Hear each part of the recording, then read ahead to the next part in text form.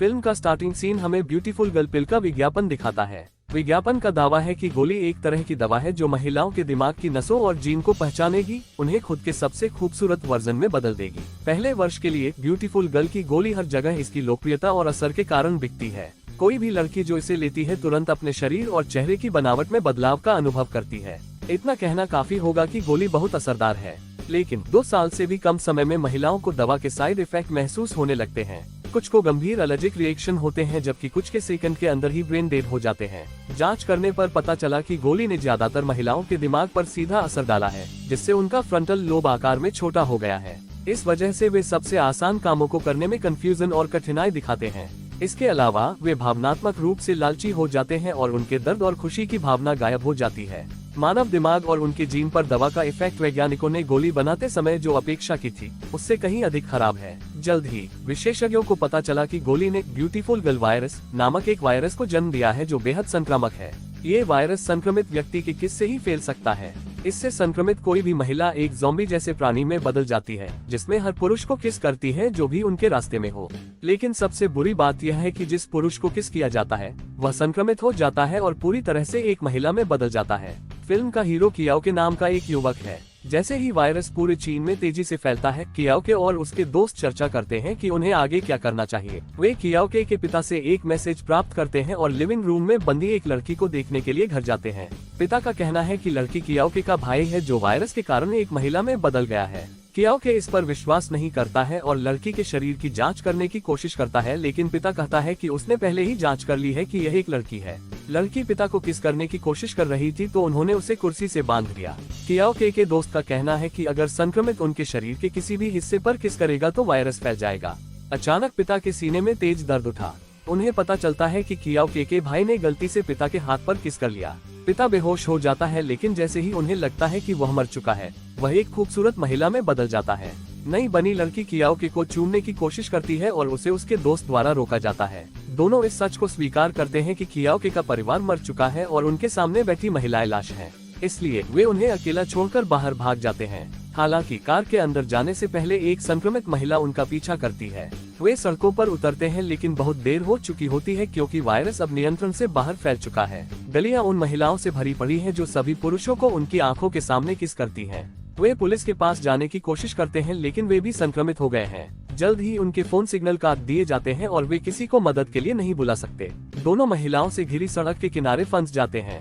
कियाओ ने नोटिस किया कि संक्रमित सुंदर महिलाओं पर हमला नहीं करते हैं, इसलिए वह सुझाव देता है कि वे एक पास के मॉल में कपड़ों की दुकान पर जाएं और खुद को बदल लें। लेकिन वे घिरे हुए हैं। कियाओ के दोस्त ने लड़कियों को ध्यान भटकाने और खुद को बलिदान करने की बात रखी। उसका कहना है कि कई महिलाओं द्वारा किससे बेहतर मरने का कोई तरीका नहीं है।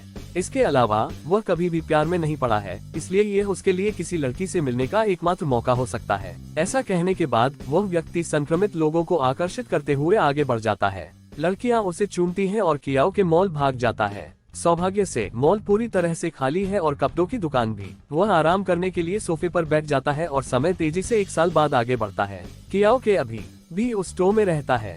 ब्यूटीफुल गर्ल वायरस ने चीन को अपने कब्जे में ले लिया है और रेडियो के मुताबिक बचे लोगों ने देश के अलग अलग हिस्सों में कैंप बना लिए हैं। हालांकि कियाओ स्टोर में अकेला रहता है। वह महिलाओं के कपड़े पहनता है और बाहर जाने के लिए विग पहनता है और थोड़ी देर में भोजन की आपूर्ति करता है। ऐसे ही एक दौरे के दौरान वह जांच करने के लिए एक कार में घुसता है। पिछली सीट पर एक महिला को देखता है और अपनी जान बचाने की कोशिश करते हुए वह तेजी से भाग जाता है, लेकिन एक संक्रमित महिला स्टोर तक उसका पीछा करती है। जब वह सप्लाई की जांच करता है तो वह उस पर पीछे से हमला करती है, लेकिन कियाओ सही समय पर एक अजनबी द्वारा बचा लिया जाता है। अजनबी के साथ एक लड़की है जो आश्चर्यजनक रूप से उन पर हमला नहीं करती है। ये पता चला है कि वह वायरस से संक्रमित है, लेकिन उसका शरीर ज़ॉम्बी में बदला नहीं हुआ है। वह आदमी खुद को ली वेई और लड़की को जियोकी के रूप में बताता है। ली वेई एक सर्वाइवल कैंप का सदस्य है और जीवित बचे लोगों की तलाश में है। अपनी यात्रा के दौरान उसने शाओकी को ढूंढा और उसे बचाया। चूंकि वह चीन की एकमात्र ऐसी महिला है जो बदली नहीं है, वह उसे टॉवर नामक स्थान पर ले जा रहा है जहां वैज्ञानिकों का एक ग्रुप ब्यूटीफुल गर्ल वायरस का इलाज खोजने की कोशिश कर रहा है। शाओकी मानवता के लिए एक संपत्ति है जो महामारी को रोक सकती है। ली वेई कियाओ को सर्वाइवल के कैंप में आने को कहता है क्योंकि मॉल में रहने की तुलना में ये ज्यादा सुरक्षित है। फिर तीनों उस पार्किंग लॉट पर जाते हैं जहां कियाओके ने 1 साल पहले अपनी कार खड़ी की थी। वह इसे फिर से शुरू करने की कोशिश करता है क्योंकि ली वेई उन्हें संक्रमितों से बचाता है। जल्द ही कार स्टार्ट हो जाती है और वे सर्वाइवर के कैंप की ओर बढ़ते हैं। एक महिला के रूप में कपड़े पहने एक आदमी बाइक पर उनका पीछा करता है।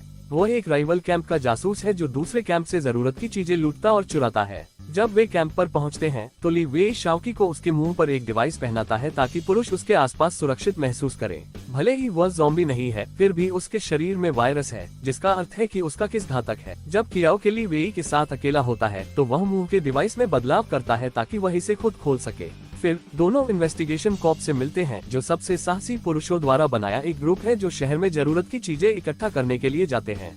उनके नेता ली वेई हैं, जो अब एक महिला के रूप में तैयार हैं। वे शाओकी को टॉवर पर ले जाने की योजना बनाते हैं और कियाओके को कैंप में सुरक्षित रहने के लिए कहते हैं। शाओकी इन्वेस्टिगेशन कॉप के साथ पास के एक स्टोर के लिए अपनी यात्रा के लिए जरूरत की चीजें एकत्र करने के लिए निकल जाते हैं। शिविर में वापस कियाओ के राइवल जासूस को अपने कैंप में जियाओकी के बारे में जानकारी देते हुए पाता है। उसे पता चलता है कि शाओकी और बाकी लोग खतरे में हैं और उन्हें बचाने के लिए जाता है। इस बीच राइवल कैंप द्वारा इन्वेस्टिगेशन कॉप और शाओकी पर हमला किया जाता है। वे शाओकी को बंधक बना लेते हैं, लेकिन इन्वेस्टिगेशन कॉप के स्नाइपर ने उन पर गोलीबारी शुरू कर दी। कियाओ के सही समय पर आता है और शाओकी को सुरक्षित स्थान पर लाता है। गोलीबारी तेज हो जाती है और इन्वेस्टिगेशन कॉप के ज्यादातर सदस्य मारे जाते हैं। बचे हुए एकमात्र व्यक्ति कियाओके, ली वेई और शाओकी हैं। लेकिन इससे पहले कि वे साइट से भाग पाते, राइवल कैंप उन्हें पकड़ लेता है। लीडर शाओकी को सुरक्षित रहने के लिए माउथ डिवाइस पहनाता है और अपने लिए उसका उपयोग करने की योजना बनाता है, लेकिन उसकी योजना तब बर्बाद हो जाती है जब वह डिवाइस को आसानी से उतार देती है। वह लीडर को किस करती है। जैसे ही वह जमीन पर गिरता है और एक महिला में बदलना शुरू करता है, उसके साथी डरकर भाग जाते हैं। बचे हुए 3 अपनी गाड़ी में जाते हैं जो अब संक्रमित महिलाओं से घिरा हुआ है। ली वेई उनसे छुटकारा पाने की पेशकश करता है क्योंकि वह अभी भी एक लड़की के रूप में है। वह उन सभी को मार देता है और तीनों टॉवर की ओर गाड़ी चलाना जारी रखते हैं। जब वे कुछ मिनटों के लिए ड्राइव करते हैं तो ली वेई ने ये खुलासा करते हुए वाहन से उतरने के लिए कहा कि उसे भी किस किया गया है। कियाओ के ने शाओकी को टावर पर लाने का वादा किया और ली वेई को अलविदा कहा। रात में दोनों एक सुनसान जगह पर आराम करने के लिए रुकते हैं। वे आग के सामने बैठकर पीते हैं। शाओकी अपने मंगेतर के बारे में बात करती है जो 1 साल पहले मारा गया था जब वायरस पहली बार फैलना शुरू हुआ था। ये पता चला है कि उसने उसे अनजाने में किस किया और वह संक्रमित थी। कियाओ के उसे दिलासा देता है और उसके हाथ को किस करता है। अगले दिन वे टॉवर पर पहुंच जाते हैं, लेकिन जब वे आसपास किसी को नहीं देखते हैं तो निराश हो जाते हैं। दोनों मानते हैं कि टावर पर संक्रमित ने हमला किया होगा। जैसा कि वे सोच रहे हैं कि उन्हें आगे क्या करना चाहिए, संक्रमित महिलाओं का एक ग्रुप उन पर हमला करता है। अचानक वे पुरुषों द्वारा पास के एक फैक्ट्री के अंदर से बचाए जाते हैं। ये पता चला है कि टावर वास्तव में एक पुरानी फैक्ट्री है जहां इलाज खोजने के लिए सैनिकों और वैज्ञानिकों का एक ग्रुप इकट्ठा हुआ है। टावर का लीडर जियो चिंग उनका स्वागत करते हैं और उन्हें अपने दाहिने हाथ वाले बिग पी से मिलवाते हैं। वे आगे के रिसर्च के लिए शाओकी के खून का नमूने लेते हैं। फिर वह आराम करने के लिए अपने कमरे में जाती है, जबकि जियो चिंग फैसिलिटी के आसपास कियाओके को दिखाता है। उन्हें पहले लैब में ले जाया गया जहाँ डॉक्टर हो कुछ खून के नमूने देख रहे हैं। वो एक शराबी है जिसे चीजों को भूलने की आदत है, लेकिन वह उनके पास सबसे अच्छा रिसर्चर है। फिर कियाओके को लैब के उस हिस्से में ले जाया जाता है जहां संक्रमित लड़कियों को रखा जा रहा है ताकि डॉक्टर उनका अध्ययन कर सके। लेकिन इस सुविधा के बारे में सबसे आश्चर्यजनक बात वह कमरा है जहां छोटे बच्चों को रखा जाता है। जियो चेन का दावा है कि बच्चों को हाल ही में बचाया गया था, इसलिए कियाओके इसके बारे में ज्यादा नहीं सोचता है। रात में सभी लोग खाने के लिए इकट्ठा होते हैं। डॉक्टर हो नशे में हो जाता है और बताता है कि एक एंटीडोट बनाने के लिए शाओकी के दिमाग से एक केमिकल निकाला जाना चाहिए और निकालने पर वह तुरंत मर जाएगी। उसके बाद भी मानवता को बचाने के लिए एंटीडोट काफी नहीं होगा। कियाओके जियो चेन को असमंजस में देखता है और महसूस करता है कि वह सब कुछ जानता है। वह जल्दी से जियो चेन को एक तरफ धकेल देता है और शाओकी के साथ भाग जाता है। जियो चेन, बिग पी और अन्य पुरुष उनके पीछे पीछे आते हैं। शाओकी गलती से एक कमरे में प्रवेश करती है और अंदर बिना संक्रमित महिलाओं को पाते हैं। ये पता चला है कि शाओकी अकेली नहीं है जो वायरस से संक्रमित नहीं थी, लेकिन इससे पहले कि वे और पूछताछ कर पाते, बिग पी ने कियाओके को बेहोश कर दिया। जब वह होश में आता है तो उसे बताया जाता है कि जो महिलाएं वायरस से प्रतिरक्षित होती हैं उन्हें विजडम प्रजाति कहा जाता है। उनके दिमाग में एक दुर्लभ केमिकल है जो एंटीडोट बनाने में मदद करेगा। जियो चेंग ने वायरस का अध्ययन करने और महामारी को समाप्त करने के लिए एक वैक्सीन बनाने के लिए उनका उपयोग करने की योजना बनाई है। हालांकि उसका मकसद अच्छा है, लेकिन वह महिलाओं को किसी ऐसी चीज के लिए मारने की योजना बनाता है जिसकी गारंटी भी नहीं है।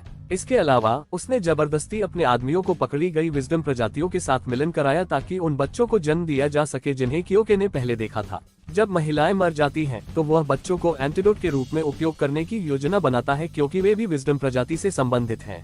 कियोके जियो चेन को मानवता की खातिर उसकी योजना में मदद करना स्वीकार करता है, लेकिन आखिरी बार शाओकी से मिलने के लिए कहता है। वह उससे मिलता है और जियो चेन की मदद करने के अपने फैसले के बारे में बताता है। शाओकी निराशा में उसे देखती है, लेकिन जाने से पहले कियोके ने जियो चेन से कहा कि जब महिलाओं को सर्जरी के लिए बाहर लाया जाए तो वह उनके मुंह पर पहनने का डिवाइस लाए। शाओकी को संकेत मिल जाता है और वह सभी लड़कियों को समझाती है कि वे मुंह पर लगने वाले डिवाइस को अपने दम पर कैसे उतार सकती हैं। अगले दिन लड़कियों को सुंदर कपड़े पहनाए जाते हैं और ऑपरेशन रूम में ले जाया जाता है। उन्हें माउथ डिवाइस पहनने के लिए भी कहा जाता है जिसे कियोके ने चुपके से मॉडिफाइड किया है। जैसे ही ऑपरेशन शुरू होता है, वे डिवाइस को उतार देते हैं और सभी डॉक्टरों को किसकर उन्हें संक्रमित कर देते हैं। इस बीच कियोके उस एरिया में जाता है जहां संक्रमित महिलाओं को रखा जाता है और उन्हें मुक्त कर देता है ताकि वे जियो चेन के पुरुषों पर हमला कर सकें। उनकी योजना काम करती है और लड़कियां आखिरकार आजाद हो जाती हैं। वे अपने बच्चों को ले आते हैं और शाओकी के साथ फैक्ट्री से भाग जाते हैं, जबकि कियोके रेडियो के जरिए चीन के आसपास बचे लोगों को टावर की सच्चाई की घोषणा करने के लिए रहता है। जल्द ही उस पर जियो चेन द्वारा हमला किया जाता है और दोनों में लड़ाई हो जाती है। जियो चेन उसे मारने वाला है, लेकिन शाओकी सही समय पर आती है और कियोके को बचाती है। हालांकि संघर्ष के दौरान शाओकी को चाकू मार दिया गया।